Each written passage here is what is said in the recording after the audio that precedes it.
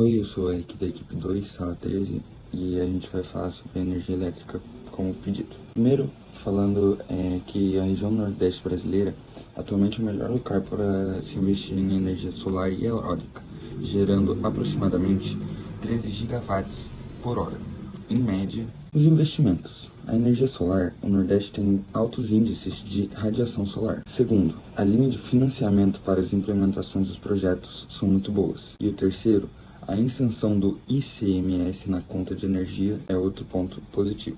A energia eólica é responsável por mais de 30% do abastecimento do Nordeste. A metade dos parques eólicos do Brasil se encontram no Nordeste. E os parques eólicos da região de Icaraí de Amontoada estão entre os mais eficientes do mundo. Bom dia, meu nome é Nicolas, integrante da equipe 2 da sala 13 e vou estar falando aqui mais sobre a energia solar.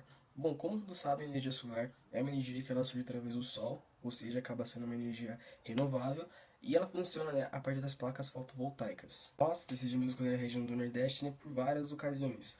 Além do mais, por ser uma região quente, onde favorece bastante essa questão da energia solar, é uma região onde possui uma radiação solar abundante, que nesse caso o Nordeste, ele tem uma estimativa com dados que a gente tirou mais de 2.200 horas de sol por ano. Isso acaba tornando ele um lugar estratégico, como eu disse, para a energia solar, né, no caso para geração de energia fotovoltaica, e também acaba sendo uma energia que é inesgotável, até porque é o sol, ou seja, uma energia que é limpa e renovável. Também tem a questão dos recordes de geração, que no dia 19 de julho de 2022, a região do Nordeste teve um alcance de 2.211 megawatts. Ou seja, tipo, num dia só conseguiu alcançar tudo isso de megawatts. Isso mostra, né, como a região Nordeste acaba sendo uma região quente, que é muito boa para esse tipo de situação. Agora falando sobre as partes das vantagens. A primeira que eu vou falar aqui é que, né, nos últimos anos acabou tendo um crescimento na capacidade de instalar esses sistemas de energia solar no Nordeste, que foram implementadas mais de 311 mil sistemas fotovoltaicos, que acabaram ajudando mais de 444, quase 45 mil pessoas e deixando alguns estados liderarem. Tem a questão da redução de até 90% das tarifas de energia elétrica, o que acabou fazendo, né, que os custos na questão da produção e também na implementação dos sistemas solares eles ficassem mais acessíveis, gerando que algumas instituições financeiras, até empresas, por exemplo, elas acabaram fornecendo, oferecendo assim, financiamentos que eles pudessem adquirir esses sistemas solares para aprimorar no setor deles. Agora falando na questão das desvantagens. Uma coisa que atrapalhou bastante foi a questão do alto custo, né? Que por mais que a energia solar ela acaba sendo gratuita depois da instalação, né, por causa do sol, os equipamentos que você investe neles acabam sendo caros. Mas está diminuindo aos poucos porque a tecnologia ela está começando a ser mais acessível. Também tem a questão das grandes instalações solares, né?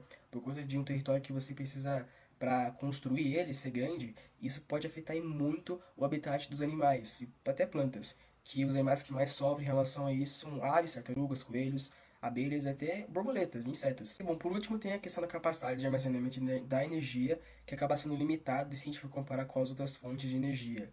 Isso ela acaba sendo limitada devido à questão da radiação solar da natureza, que ela não é constante, porque a direção de energia ela vai depender muito das condições climáticas e também da luz solar, o que vai precisar, né, do desenvolvimento de tecnologias como, por exemplo, baterias. Bom dia, meu nome é Juliane e hoje eu vou falar um pouco sobre a energia eólica. Bom, a energia eólica é gerada a partir da força do vento e ela ocorre por meio das turbinas aerogeradoras. No Nordeste, a energia mais utilizada é a eólica, usando praticamente 90%, um pouquinho mais. E no país, a energia mais utilizada também é eólica, utilizando 86%. Bom, aqui eu falo um pouco sobre as vantagens e desvantagens de ter a energia eólica. Bom, uma das vantagens são que quando você for instalar esses parques eólicos, você vai gerar, né, emprego e vai estimular a economia local. E algumas das desvantagens são que quando você vai instalar, você vai precisar de uma área muito grande. E por isso é uma desvantagem, porque você poderia estar plantando ou conservando um ambiente e você vai ter que instalar essa área de área eólica, né? Bom, tudo bem? Eu sou o Pedro e vou falar aqui sobre o plano de ação que a gente pode estar fazendo para conseguir suprir essa falta, né, esse déficit de energia até 2032. Já começo aqui falando sobre um estudo que é a Lei de Grandes Hidrelétricas, Políticas para as Fontes Renováveis de Energia Elétrica no Brasil. É um estudo feito pela WWF Brasil e nesse estudo ele aponta que o Brasil consegue aumentar 40% da sua produção de energia alternativa. Ele destaca a energia eólica e a solar, que a gente está trabalhando, né? E que elas podem suprir a demanda de eletricidade no país. E o estudo da WWF Brasil também diz que se, por exemplo, o Lago da Itaipu fosse revestido, coberto por placas fotovoltaicas, a gente poderia ter o dobro de energia solar do que teve do ano passado, por exemplo. E eles terminam dizendo que daqui 10 a 15 anos, o preço das energias alternativas vão ser bem mais atrativas do que energia hidrelétrica, por exemplo, né? E que vai demandar de interesses políticos que tenham pensamento nessa área aí para conseguir estar melhorando. Para o aumento da energia solar, para conseguir demandar aquele déficit que a gente tem que suprir, é necessário a instalação de parques solares em locais de alto potencial solar, né?